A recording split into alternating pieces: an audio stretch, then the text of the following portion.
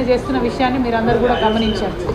మరి పూటకొక మాట చెప్తున్నటువంటి సందర్భంలో మూసీ పరివాహక ప్రాంతంలో ఉన్నటువంటి పేరు వల్ల ఇళ్ల మీద పడి ప్రభుత్వం చేసినటువంటి విధ్వంసాన్ని కూడా తెలంగాణ ప్రజలందరూ కూడా చాలా బాధతోని చాలా ఆవేదనతోని చూసి గమనించడం జరిగింది.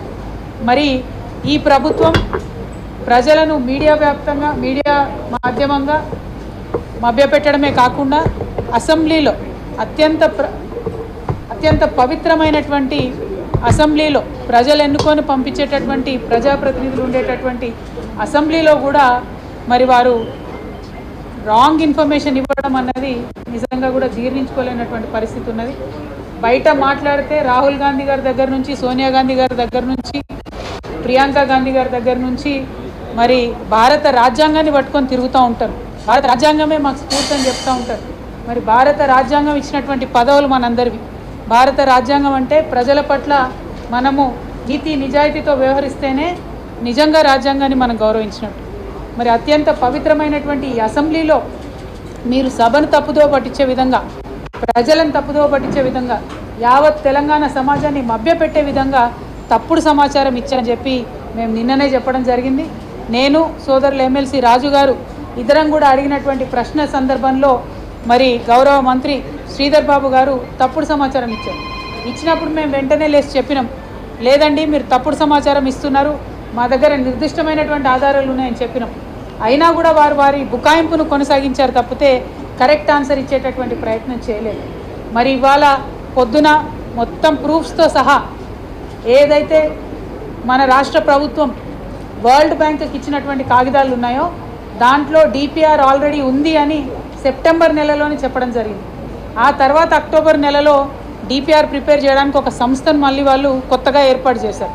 మళ్ళీ నిన్న డిసెంబర్లో ఎన్నికలు మన అసెంబ్లీలో అడిగినప్పుడు అసలు డిపిఆరే ఇంతవరకు లేదని చెప్తున్నారు.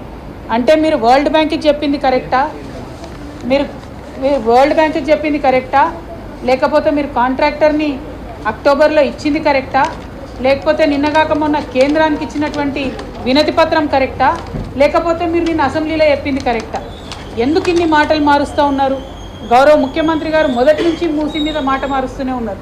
దాని కొనసాగింపుగా ఇవాళ వారి యావత్ మంత్రివర్గం కూడా మాట మారుస్తూ తప్పుడు మాటలు చెప్తూ బుకాయించేటటువంటి ప్రయత్నం చేస్తూ ఉన్నారు. మరి ఈ ప్రయత్నాన్ని మేము తీవ్రంగా నిరసిస్తూ ఉన్నాం. మా దగ్గర ఉన్నటువంటి ఆధారాలు ఇచ్చిన తర్వాత కూడా వారు ఆ బుకాయింపు కొనసాగించకుండా అసెంబ్లీకి వచ్చి వారు జవాబు చెప్పాలి. కరెక్ట్గా వరల్డ్ బ్యాంక్ ఏం అడిగారు, నిజంగా ఈ మూసీ ప్రాజెక్ట్ ఎందుకోసం, ప్రజల కోసమా, రియల్ ఎస్టేట్ వ్యక్తుల కోసమా, ఎందుకోసం ఈ ప్రాజెక్ట్ అన్నటువంటిది ఈ ప్రభుత్వం మాకు క్లారిటీ ఇవ్వాలని చెప్పి మేము డిమాండ్ చేస్తూ ఉన్నాం. మరి వారు వచ్చి క్లారిటీ ఇవ్వడానికి ప్రతిపక్షంగా ప్రజాస్వామ్యంలో మాకు ఇచ్చినటువంటి హక్కు ప్రివిలేజ్ మోషన్ అని ఉంటుంది, సభా హక్కుల నోటీసు, దాన్ని మేము ప్రభుత్వం మీద ఇవాళ ఇవ్వడం జరిగింది. బీఆర్ఎస్ పార్టీ ఎల్పీ తరఫున మేము ఇవాళ నోటీస్ ఇవ్వడం జరిగింది. ఆ నోటీస్కి స్పందించి ప్రభుత్వం వచ్చి జవాబు చెప్తుందని, ఇప్పటికైనా నిజాలు చెప్తుందని చెప్పి మేము ఆశిస్తూ ఉన్నాం.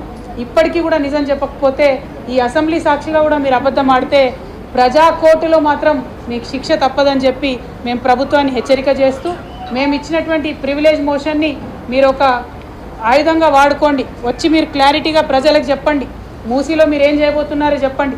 మీ ఇంటెన్షన్ క్లియర్ అయితే మీరు ఏం చేయబోతున్నారో చెప్పండి. మీ ఇంటెన్షన్ రాంగ్ అయితే మీరు మాకు చెప్పకుండా ఉంటారు, అది ప్రజలు అర్థం చేసుకుంటారు. BRS as a party at any cost we will stand by the people who are living nearby Musi. Musi దగ్గర ఉండేది పేద ప్రజలే కదా, ఎత్తి అవతల పడేస్తాం అనుకుంటున్నారేమో. ప్రతి ఒక్క పేద ప్రౌఢుడు వెనకాల బీఆర్ఎస్ పార్టీ నిలబడి ఉంటుందన్న విషయాన్ని మీకు తెలియజేస్తూ, మరి ప్రభుత్వం పేద ప్రజల బతుకులతో ఆటలాడొద్దు. ఇప్పటికే మీరు తీసేసినటువంటి కూలగొట్టినటువంటి ఇండ్లకు తక్షణమే మీరు 300 గజాల చొప్పున మూసీ పరివాహక ప్రాంతంలో ప్లేస్ ఇవ్వాలి.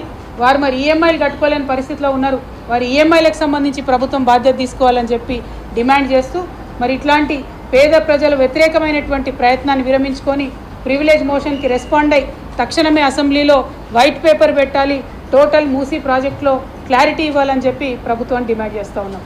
జై తెలంగాణ. జై తెలంగాణ.